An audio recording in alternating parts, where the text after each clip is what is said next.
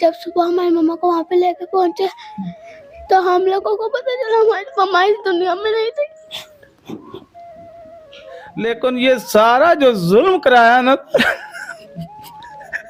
ये उस जालिम ने शराद नहीं करवाया। बिस्मिल्लाहिर्रहमानिर्रहीम, अस्सलाम वालेकुम। मैं हूं जुबैर अवान। नाज़रीन, लाहौर का इलाका मुगलपुरा, जहां एक खातून को उसके अपने ही रिश्तेदार बेरहमी के साथ फायर मारकर कत्ल कर देते हैं। आज उसी खातून के जो खामन थे और उनके जो बच्चे हैं वो मेरे साथ हैं। ये अफसोसनाक वाक़या कैसे पेश आया और उन्होंने क्यों इतनी बेरहमी के साथ कत्ल किया, तो आइए पूरी तफसीलात हम इन्हीं से जानते हैं। सर, क्या नाम है आपका? जी अस्सलाम वालेकुम जी, मेरा नाम ज़िया अहमद है जी। ज़िया भाई, ये क्या वाक़या पेश आया है? जी सर, वाक़या ऐसे पेश आया कि हमारी इनके साथ कोई ज़ाती दुश्मनी भी नहीं थी और ये मेरा सक्का फूफी का बेटा था और जिसने कत्ल किया है उसका बेटा था आगे जी। कोई हमारी इनसे कोई ना पुरानी दुश्मनी थी ना कोई सर को मसला था, सिर्फ घरेलू खतून की बातें थी।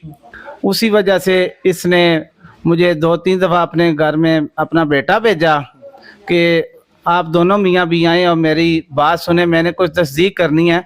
कोई फ़ोन पे बात हुई थी मेरी बीवी की, तो वो उसकी तस्दीक करना चाहता था कि मेरी बीवी के बारे में ना इसने कोई बात की है, तो वो बार बार सर मुझे घर बुला रहा था।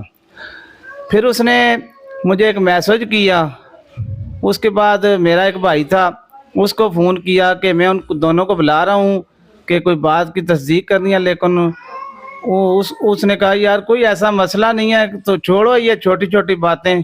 तो उसके बाद उसने सर फिर जो मेरी बीवी फौत हुई है उसका भाई था रावलपिंडी में, उसको फ़ोन किया कि मैं इनको बुला रहा हूँ, तो ये जो है ना मेरे घर नहीं आ रहे।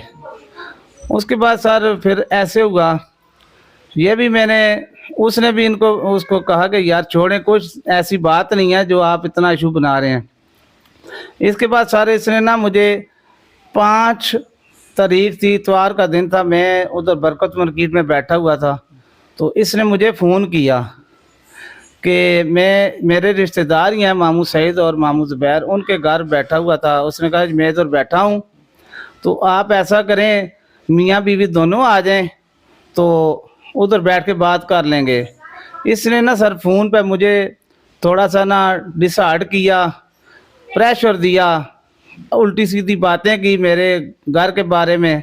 तो 6 मिनट बात हुई, तो उसके बाद सर फ़ोन इसका बंद हुआ, तो मैंने अपनी बीवी को फ़ोन किया। वो इधर ही हमसायों के घर थी। मैंने कहा किधर है? वो कहती इधर हूँ।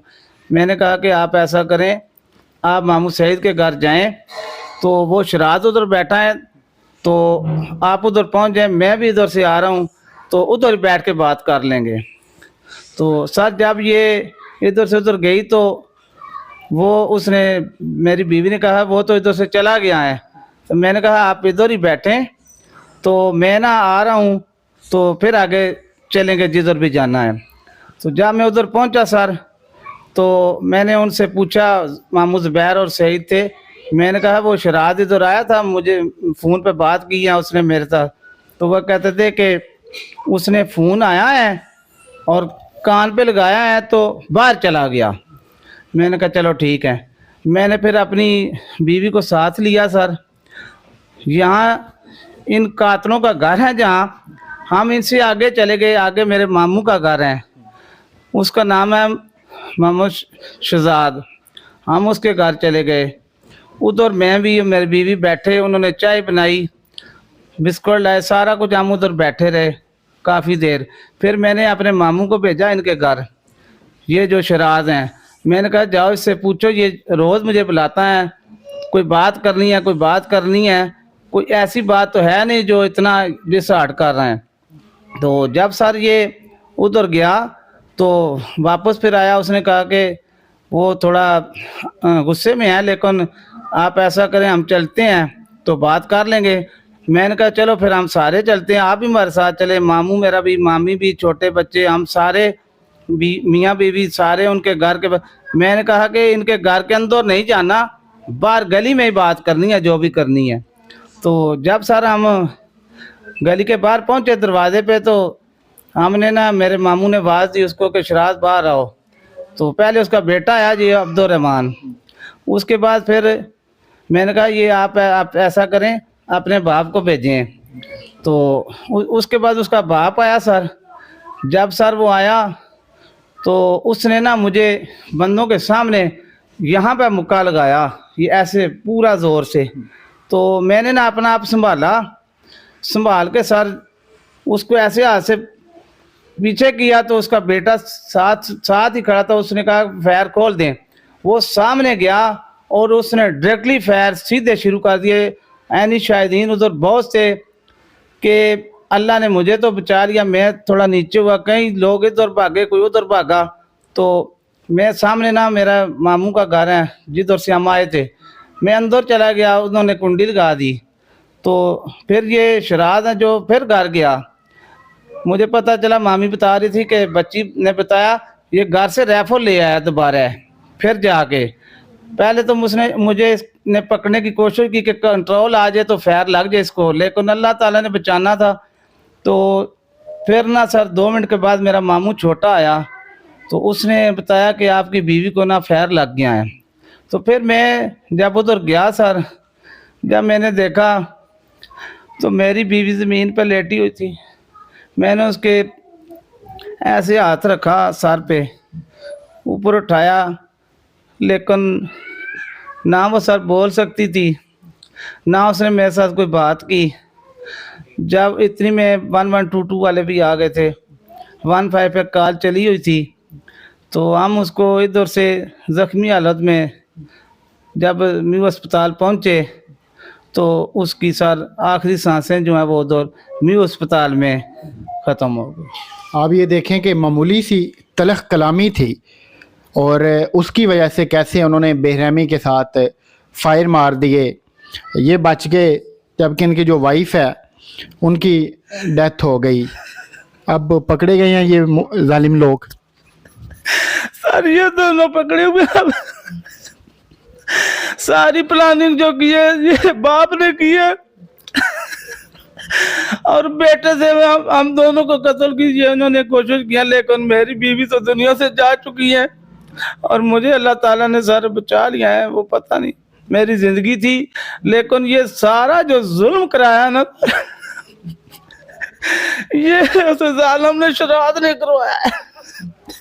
और अपने बेटों को इसने पहले ही पिस्तौल दिया था।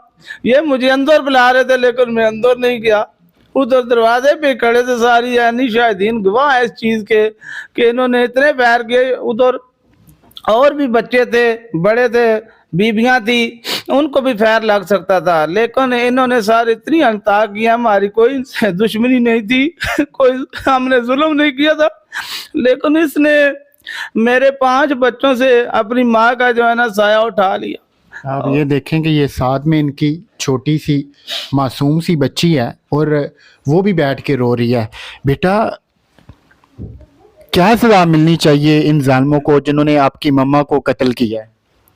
जिन लोगों ने मेरी मम्मा को मारा, हमें हमारी मम्मा का इंसाफ चाहिए और इनको फांसी की सजा दीजिए। आपको कब पता चला कि आपकी मम्मा अब इस दुनिया में नहीं रही? हम लोगों को उसी दिन ही पता चल गया था, पापा ने फ़ोन करके बताया। तो हम लोगों के इतने बुरे हाल हो गए थे कि फिर हमारे फूफा लोगों ने हमें फिर घर भेजा। फूफा कहती जाओ घर जाके सो जाओ। फिर हम लोगों को नींद भी नहीं आई रात को। फिर हम लोगों ने फूफा को बताया, फूफा कहती कुछ नहीं होता। फिर जब सुबह हमारी मम्मा को वहाँ पे लेके पहुँचे तो हम लोगों को पता चला हमारी मम्मा इस दुनिया में नहीं थी।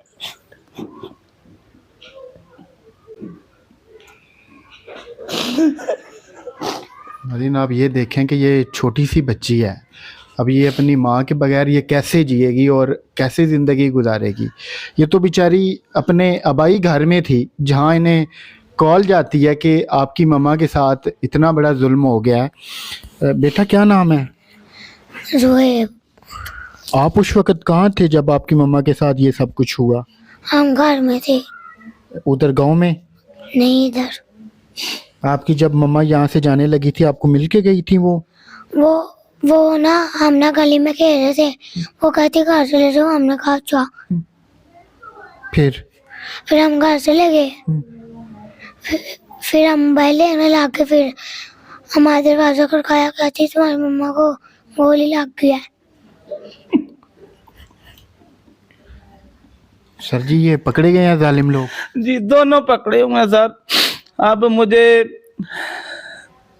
वज़ीर आज़म शहबाज शरीफ साहब, वज़ीर आला मरियम साहबा, IG पंजाब, SP DSP सबसे मेरी दरख्वास्त है कि इन ज़ालिमों को सजा मिलनी चाहिए और मुझे इंसाफ मिलना चाहिए।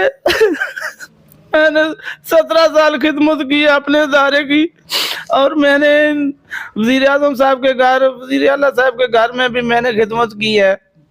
मुझे सारे इन सब इदारों से इंसाफ चाहिए क्योंकि मेरा अब बच्चों के बगैर सहारा मेरा कोई नहीं है और मुझे तहफ़्फ़ुज़ दिया जाए और मुझे इंसाफ दिया जाए और इन ज़ालिमों दोनों को काफिर गिरफ्तार तक पहुंचाया जाए और इंशाल्लाह मुलजिम गिरफ्तार किए जा चुके हैं।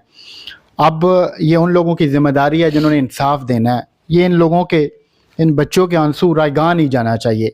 ऐसे लोगों को निशान इबरत बनाना चाहिए जो ऐसे मासूम बच्चों की जिन्होंने इन बच्चों की माँ का साया इनसे छीन लिया। तो हमें उम्मीद है, हमें यकीन है अपने इदारों से इंशाल्लाह इनको ज़रूर इंसाफ मिलेगा। तो अल्लाह पाक आपके हमारे हम सब के हाल पे रहम फरमाए। अल्लाह हाफ़िज़।